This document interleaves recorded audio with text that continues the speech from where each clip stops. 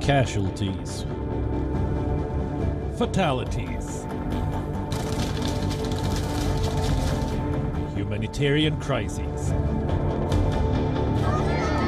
Forced poverty. Homelessness. Orphaned infants. Marching battalions. And tensions. All because of one red flag: armed conflict. I'm safe! Time to wave the white flag. Time to talk peace. Session 1. Waving the white flag on armed conflicts.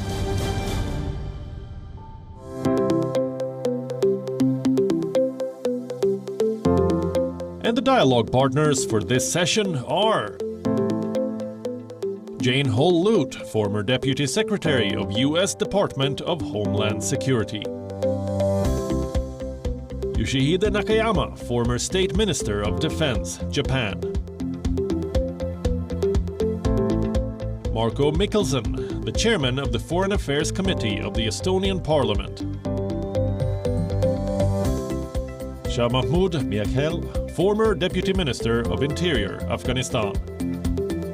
Moderating this session is WION's Managing Editor, Palki Sharma Upadhyay.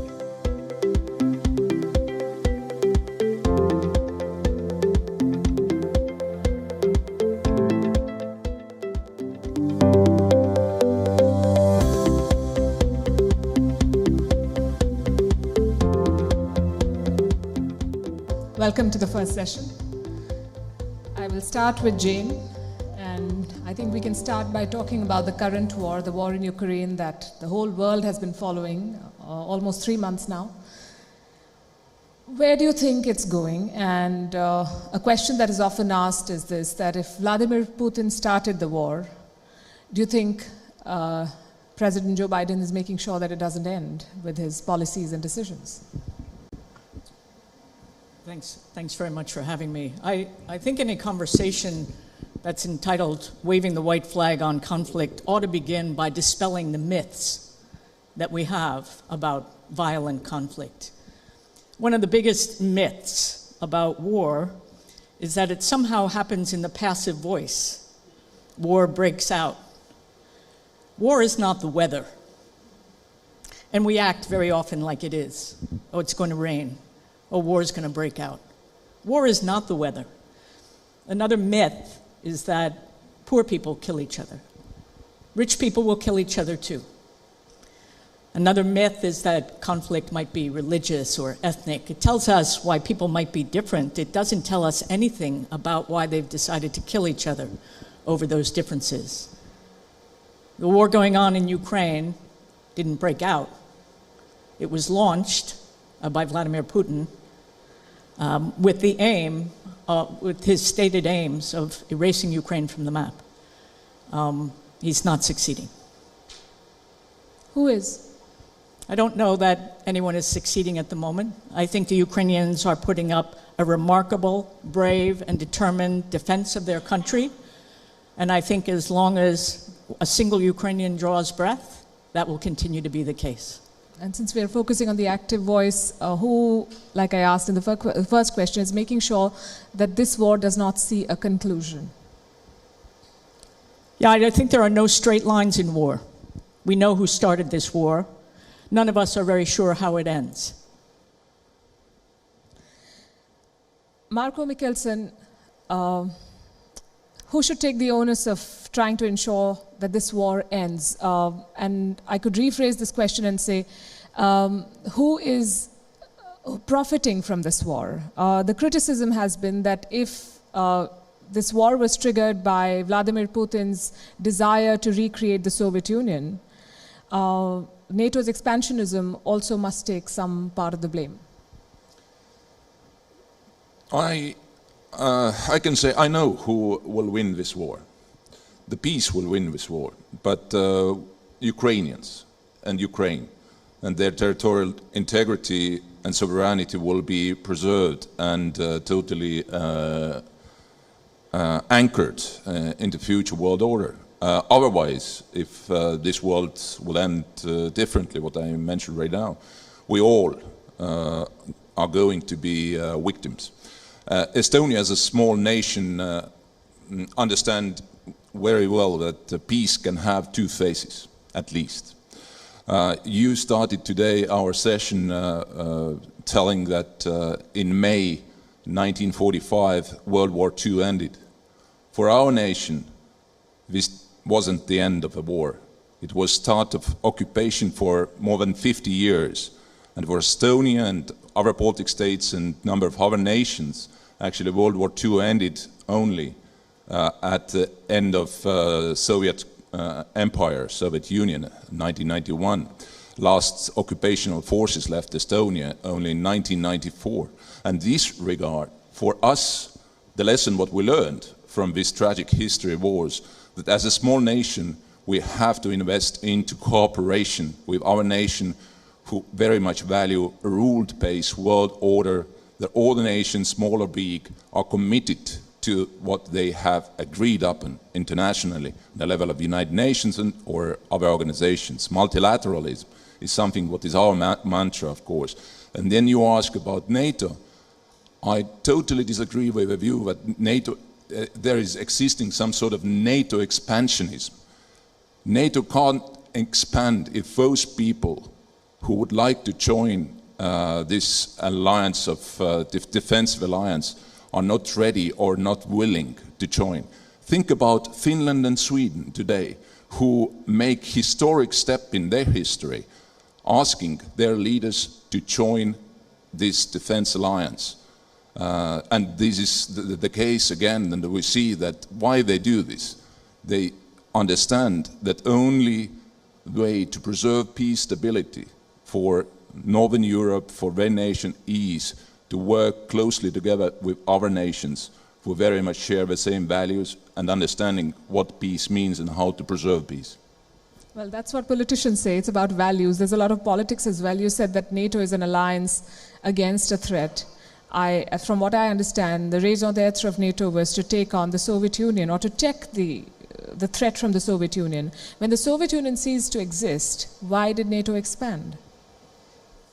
NATO, once again, NATO didn't expand because just this was something against somebody.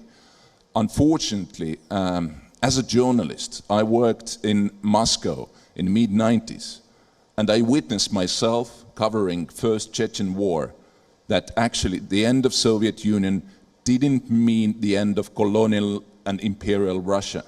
The threat was there. Threat was imminent from very beginning of those years actually, and we felt as neighbors. And this is why we sought the security and defense from allies who can keep this to us as a democratic small nation on a border with imperial Russia. And as long Russia goes on with its colonial and imperial policy, not only neighborhood is not safe and in peace, but also entire world. Because this is what President Putin is doing right now against Ukraine. This is war against the world order, what we all would like to see be preserved. Yasuhide Nakayama, how do you see the war in Ukraine? And I understand that your country and your party have been pushing for Japan to drop its pacifist approach.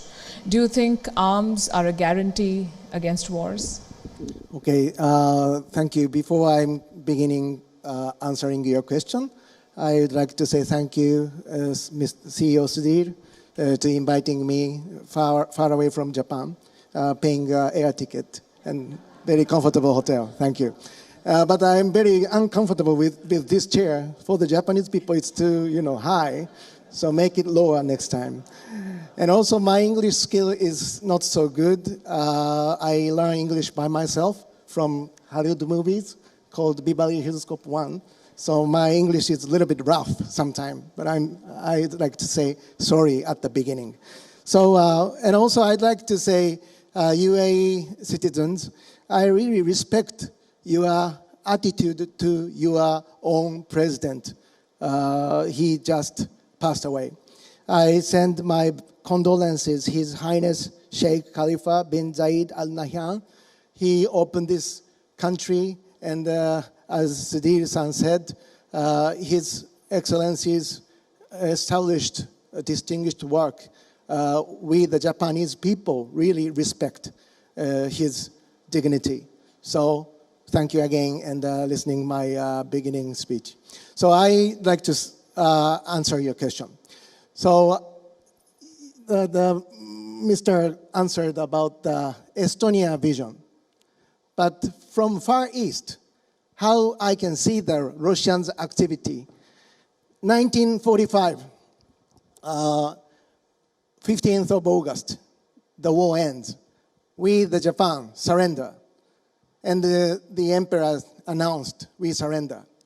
But just after the war ends, Russia, the former Soviet Union, they invade and they took our Northern Territory island. And 70 years later now, they're still occupying our island. And they're upgrading lots of military facilities, lots of nuclear submarines, and they're still doing real active military activities around my country. And especially last year, we had an election for House of Representatives. But just right beginning of the week, they exercising lots of, very aggressive military activity just right in front of the Pacific Ocean.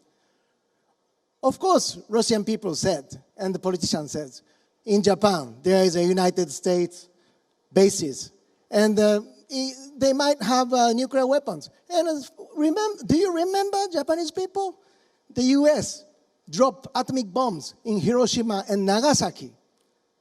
How do I answer to the Russians? Yes, of course, we never forget the atomic bombs. But President Obama came to my country, Hiroshima, and he prayed for the victims of the war.